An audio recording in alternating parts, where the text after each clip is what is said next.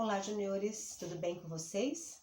Eu estou bem melhor, graças a Deus. Hoje quem ia dar aula é a irmã Maria, mas ela precisou viajar, ela vai visitar os pais que vão fazer uma viagem e ela quer se despedir deles, tá bom?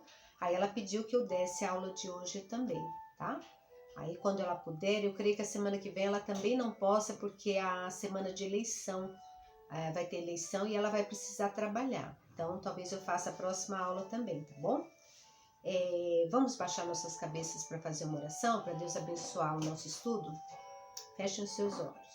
Senhor Deus e Pai, mais uma vez na Tua presença, quero Te agradecer, Senhor, por mais uma oportunidade de estudarmos a Tua Palavra, Senhor. Te agradecemos pelo Teu cuidado, pelo Teu amor para conosco e porque o Senhor tem sido um Deus maravilhoso conosco, um Deus zeloso, um Deus fiel, que tem cumprido, Senhor, todas as Suas promessas em nossas vidas. Te peço por cada junior que está assistindo essa aula, Senhor, por cada irmão que vai assistir também, que o Senhor esteja, Senhor, cobrindo as suas famílias de bênção, a cada um deles com suas bênçãos e tirando toda a dificuldade, Senhor, da sua vida, Pai. Ajuda eles nesse momento difícil que estamos vivendo e te agradecemos porque o Senhor tem sido nosso ajudador em todos os momentos. Nos dá um bom estudo. Essas são as bênçãos que pedimos e agradecemos, com perdão dos nossos pecados, em nome de Jesus. Amém. Muito bem, hoje a gente vai falar sobre mais um salmo, né? A gente está estudando os salmos, só que esse salmo, ele é um pouco diferente dos que a gente já estudou antes. Vocês lembram os que a gente estudou antes? O 23, ele falou, que era de Davi também, ele falou sobre Deus pastor, né? Sobre o cuidado de Deus, como se ele fosse, e ele é o nosso pastor, ele não cuida de nós como o pastor cuida das ovelhas. Então ele estava dando a certeza de que ele tinha o cuidado, sentia o cuidado de Deus com ele, assim como ele cuidava das ovelhas do seu pai, tá? E o da semana passada, o Salmo 100, era salmo de louvor, né? Alegria em adorar, alegria em louvar, alegria em servir a Deus. Hoje vai ser um salmo um pouco diferente, vai ser um salmo de arrependimento, tá? Eu vou contar rapidamente a história que fez com que Davi escrevesse esse salmo, tá bom? Ele pecou, tá? Davi pecou. Apesar dele ser um homem segundo o coração de Deus, né? Como a gente sabe, ele cometeu erros, cometeu falhas, tá? E um desses erros, ele pagou muito caro por esse erro, né? Ele se afastou de Deus, causou muitos problemas. Ele se deitou com uma mulher casada, a mulher do seu amigo e do chefe da guarda lá, da pessoa que era responsável pelo exército, Urias, tá bom? Ele era muito amigo dele, considerava muito ele, mas ele caiu numa cilada, né? E se deixou envolver pelo pecado, deu lugar ao pecado e aí se deitou com a mulher que era casada com Urias, tá? Batseba. Ela estava se banhando, ele a viu de longe, quis ficar com ela, né? E aí, ela sendo uma mulher casada, era pecado, né? Ele, como rei, poderia chamá-la para dormir com ele, mas não era certo, e ele sabia disso, tá? Tanto ela como ele. E Davi tomou a iniciativa, pediu que ela fosse até os seus aposentos, ele se deitou com ela, e aí, desse pecado, surgiram outros, tá? Porque para eliminar esse pecado, para sair desse pecado, ele cometeu pecados ainda maiores, que foi ser responsável direto pela morte de Urias. Ele deu a ordem que Urias fosse colocado na frente da batalha, né? Quando ele viu, ele tentou outros planos, né? Ele descobriu que a mulher estava grávida desse relacionamento que ele teve com ela e tentou arrumar a situação do seu jeito. E existe uma coisa que a gente tem que pensar, lembrar antes da gente pecar, né? Nem sempre é possível, porque o pecado ele enreda a gente, ele envolve a gente de uma tal maneira que você tem que cometer vários pecados para tentar se livrar daquele primeiro, e a coisa só vai ficando mais complicada. Isso ele causou a morte do seu melhor amigo, do homem que confiava nele, né? Que deixou de ir para casa ficar com a sua esposa, porque ele amava o rei. Ele, não, a gente está em guerra, eu não vou ficar com a minha mulher, eu não vou para casa, eu vou para frente de batalha, e ele foi. Então a ordem que Davi deu foi, coloca ele na frente, né, do exército, porque quem está na frente corre mais risco de ser morto. E infelizmente foi o que aconteceu, né? Depois disso, o filho dessa união, ele acabou se casando com ela, porque até então ela já era uma viúva, e ele poderia se casar com ela, ele se casou com ela, tal, mas o pecado dele ficou. O erro, né, o que ele fez depois não apagou o erro, não tirou a gravidade do que ele tinha feito antes. E aí o filho que ele teve com ela morreu assim que nasceu. E ele ficou muito triste, né? A Bíblia fala que ele rasgou as suas vestes em sinal de luto, sofreu muito por isso, né? Mas esse salmo aqui ele escreveu como forma de arrependimento. Ele conta para nós como ele se sentiu pecando, desobedecendo a Deus e não confessando o seu pecado. O autor começa aqui com o versículo Romanos 3:23, que a gente usa muito para evangelizar as pessoas, para mostrar às pessoas que todos são pecadores, né? Ele diz assim: todos pecaram e destituídos estão da glória de Deus. Vocês sabem o que é destituídos? Palavra difícil, né? Destituído é separado. Então, uma coisa, o pecado separa, leva a gente para longe de Deus. Lembra o que aconteceu lá no Jardim do Éden, quando Adão e Eva pecaram? Eles criaram uma distância muito grande. Eles eram bem íntimos de Deus, eles eram bem próximos. E aí, quando eles pecaram, houve uma separação. Então, destituído é separado, é ficar longe, distante, é não ter a presença de Deus constante na vida, tá? Isso é muito triste. No Salmo 51, Davi nos mostra qual deve ser a atitude do homem após ser fraquejado diante do pecado. Foi uma fraqueza de Davi. Nenhum de nós está sujeito a errar, gente. Nós ainda não estamos no céu, nós somos seres humanos e nós pecamos o tempo todo, tá? Não deve ser uma coisa proposital ou consciente, mas acontece. Leia este salmo com bastante atenção e descubra pelo menos 2 preciosas lições ensinadas por ele. Então é isso que a gente vai mostrar. Nesse salmo que ele escreveu, a gente vai tirar 2 lições sobre o pecado e o arrependimento. Primeira, Davi reconheceu que pecou, né? Depois que ele se enrolou todo lá, que não deu certo, e ele foi procurado por um grande amigo dele, e ele falou para ele que ele estava errado. Ele foi aconselhado, ele foi alertado por muitas pessoas que estavam ao lado dele, né? Mas ele não se arrependeu de imediato. Mas assim que as coisas começaram, que o pecado dele veio à luz, né? Que ele parou para pensar no que ele tinha feito, ele parou, pensou, né? E após o erro, ele ficou muito entristecido e profundamente incomodado. Nesse salmo ele fala que os ossos dele, até vocês leram durante a semana, né? Eu não vou ler para a gente ganhar tempo. Mas ele fala nesse salmo que até os ossos dele sentiam o peso do pecado. Que ele sentia dores nos ossos, no interior dele. Todo o interior dele foi porque a gente sente o peso da culpa. Vocês já fizeram alguma coisa errada com a mamãe, com o papai, que eles não sabiam? Às vezes quebrou alguma coisa e vocês não contaram e a mamãe nunca descobriu.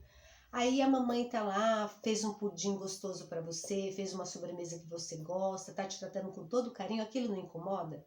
Você saber que você quebrou uma coisa da mamãe, que você fez uma coisa que a mamãe fala para você não fazer, ela não ficou sabendo, mas cada vez que ela chega para você, faz um carinho, fala que te ama, ou faz alguma coisa boa para você, você fica incomodado, né? Se você tem o Espírito Santo de Deus em você, você sente incomodado. Você fala, nossa, minha mãe é tão boa para mim, olha o que eu fiz. Ela não descobriu, mas eu sei que eu fiz errado. É a mesma coisa, tá? Davi ficou incomodado e aquilo começou a entristecê-lo por dentro, porque ele não tinha confessado ainda o pecado.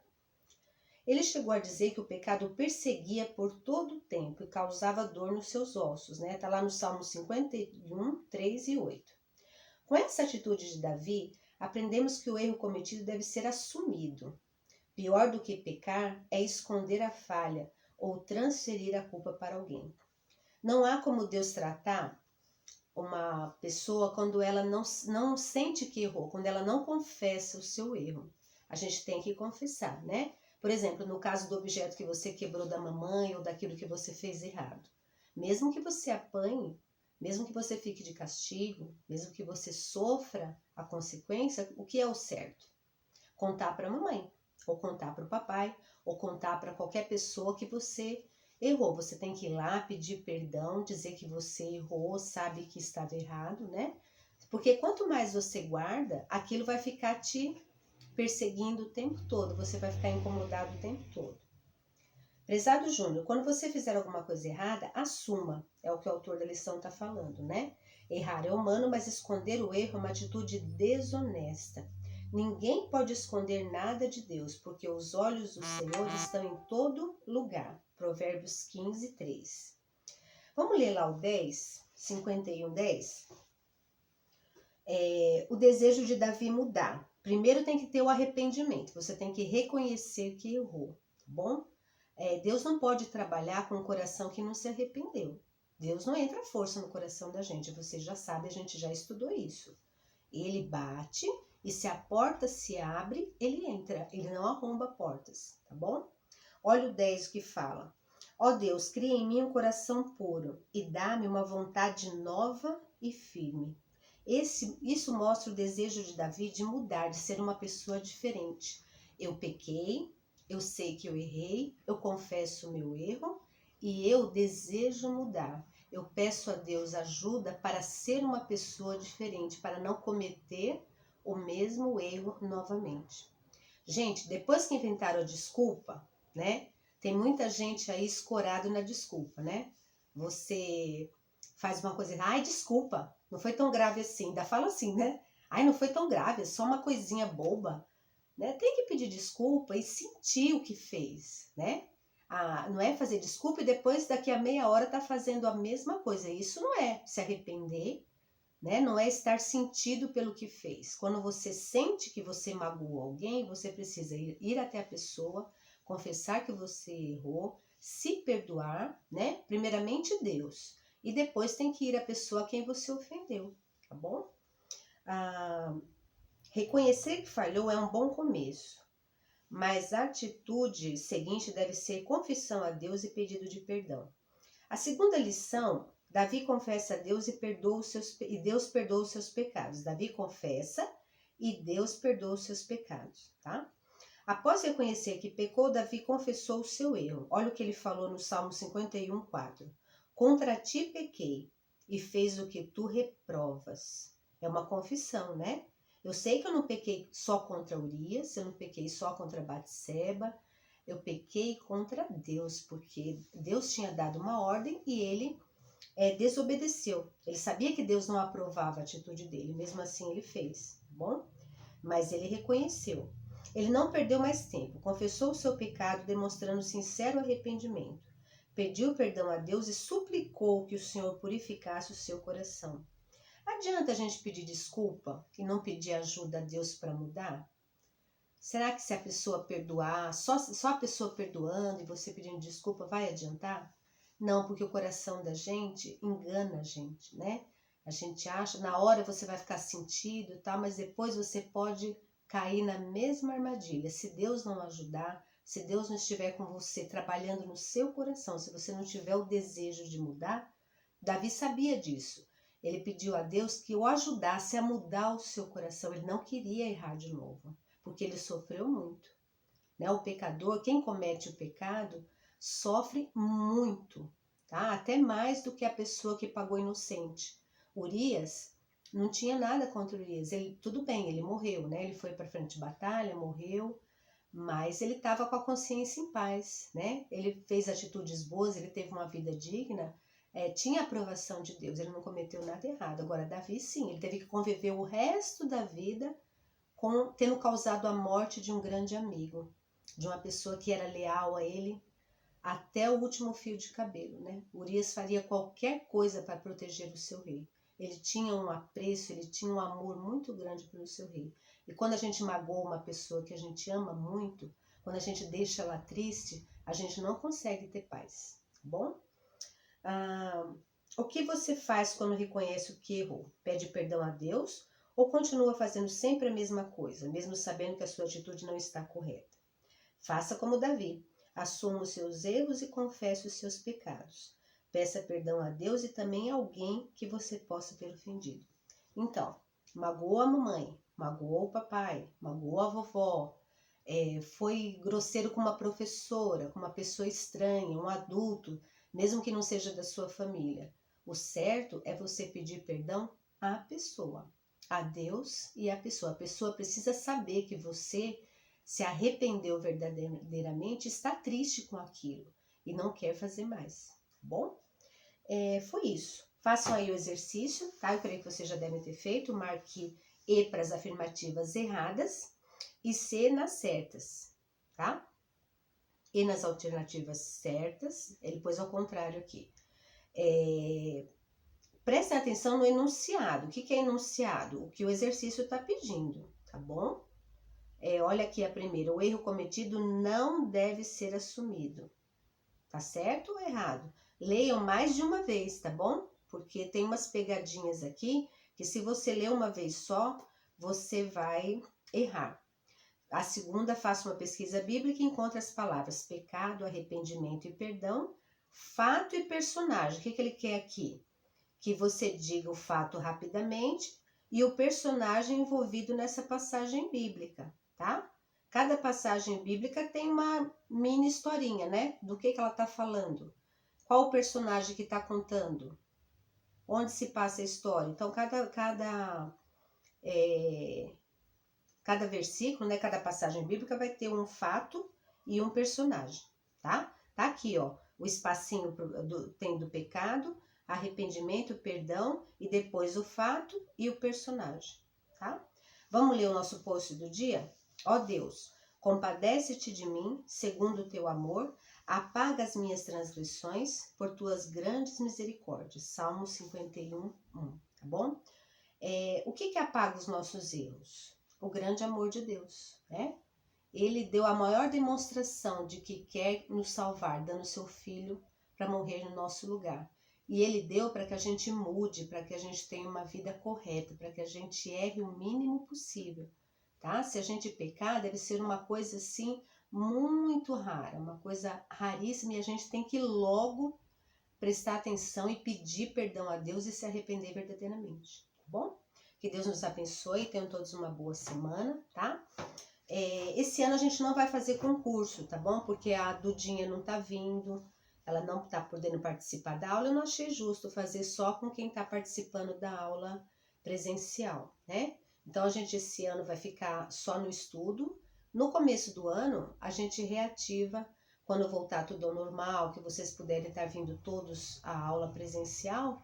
A gente faz as perguntas, faz a nossa gincana, faz a nossa a pontuação, né? A gente começa a fazer as brincadeiras, as gincanas, as pesquisas bíblicas que valem ponto para premiação, tá bom? O ano já está acabando, vamos orar para que venha logo uma vacina e a gente possa voltar a nossa vida ao normal, né? A gente possa frequentar a igreja com normalidade, tá bom? Tenham todos uma boa semana, um bom domingo e amanhã espero vocês na aula presencial, tá bom? Um beijo a todos. Tchau!